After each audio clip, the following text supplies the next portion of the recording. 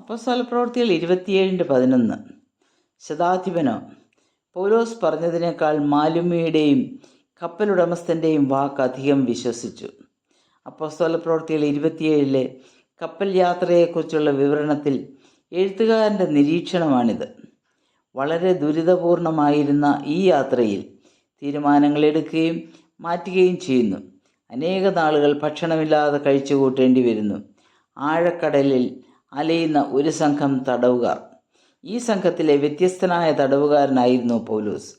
പ്രക്ഷുബ്ധമായ കടൽ, ആടി ഉലയുന്ന കപ്പൽ, കപ്പൽ ഉടമയും കപ്പിത്താനും ശതാധിപനും തടവുകാരും എല്ലാവരുടെയും ഏക ലക്ഷ്യം ജീവൻ അപായമൊന്നും സംഭവിക്കാതെ രക്ഷപ്പെടുക എന്നതായിരുന്നു. ഭയവിഹ്വലരായ സമൂഹത്തിൻ്റെ മധ്യത്തിൽ സാഹചര്യങ്ങൾക്കതീതമായി പ്രവർത്തിക്കുന്ന ജീവനുള്ള ദൈവത്തിൽ വിശ്വാസമർപ്പിക്കുന്ന വ്യക്തി. ഈ സാഹചര്യത്തിലാണ് ദൈവജ്ഞാനവും ലോകജ്ഞാനവും തമ്മിലുള്ള ഏറ്റുമുട്ടൽ. ലോകവും ലോകജനതയും ലോകജ്ഞാനത്തിൽ ആശ്രയിക്കുന്നു. ലോക വ്യവസ്ഥയ്ക്ക് പുറത്തുള്ള ഒരു വ്യവസ്ഥയെക്കുറിച്ച് അവർക്ക് ചിന്തിക്കുവാൻ സാധിക്കുന്നില്ല എന്ന് മാത്രമല്ല, അതിന് ശ്രമിക്കുന്നുമില്ല.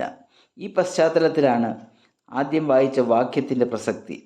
കപ്പലും കപ്പൽ യാത്രയുമായി ചിരകാല പരിചയമുള്ള വ്യക്തികളുടെ അഭിപ്രായം സ്വീകരിക്കണമോ, അതോ കേവലം ഒരു തടവുകാരൻ്റെ വാക്കുകൾ വിശ്വസിക്കണോ?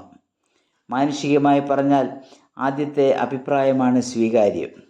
വ്യത്യസ്തനായ തടവുകാരൻ്റെ വ്യത്യസ്ത അഭിപ്രായം എത്രമാത്രം വിലയേറിയതായിരുന്നു എന്ന സത്യം മനസ്സിലാക്കുവാനുള്ള കാഴ്ചപ്പാട് ശതാധിപനില്ലായിരുന്നു.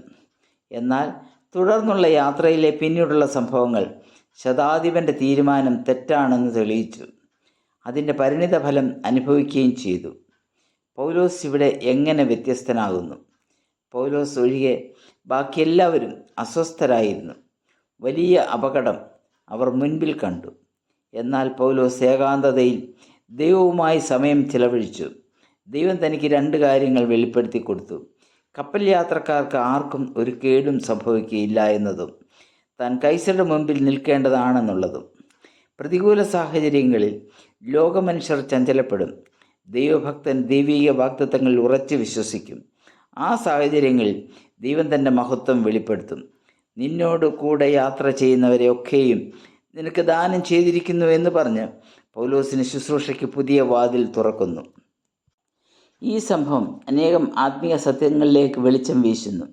ശതാധിപനെ പോലെ ലോകം എപ്പോഴും പ്രാധാന്യം കൽപ്പിക്കുന്നത് ലോകപ്രകാരമുള്ള അറിവ്, പരിചയസമ്പത്ത്, ജ്ഞാനം എന്നിവയ്ക്കാണ്. ദൈവിക ആലോചനകൾ ശ്രദ്ധിക്കുവാൻ അവരുടെ കാത് തുറക്കപ്പെടുന്നില്ല. മങ്ങിയ കണ്ണുകൾ കൊണ്ട് ദൈവമഹത്വം ദർശിക്കുവാൻ സാധിക്കുകയില്ല. മാനുഷിക ജ്ഞാനത്തിൽ അവർ പദ്ധതികൾ തയ്യാറാക്കുന്നു, പ്രാവർത്തികമാക്കുവാൻ ശ്രമിക്കുന്നു. ചിലപ്പോൾ ഒരു വഴി മനുഷ്യന് ചൊവ്വായി തോന്നും. അതിൻ്റെ അവസാനമോ മരണ വഴികളത്രേ. തൽക്കാലിക വിജയങ്ങളുണ്ടായേക്കാം, എന്നാൽ അത് നിലനിൽക്കുന്നതല്ല. സ്വന്തം വിവേകത്തിൽ ഊന്നരുതെന്ന് ദൈവവചനം മുന്നറിയിപ്പ് നൽകുന്നു.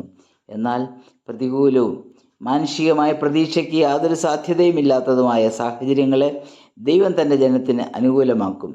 ദൈവിക ജ്ഞാനത്തിൽ ആശ്രയിച്ചെടുക്കുന്ന തീരുമാനങ്ങൾ ലോകത്തിന് ഭോഷത്വമായി തോന്നാം.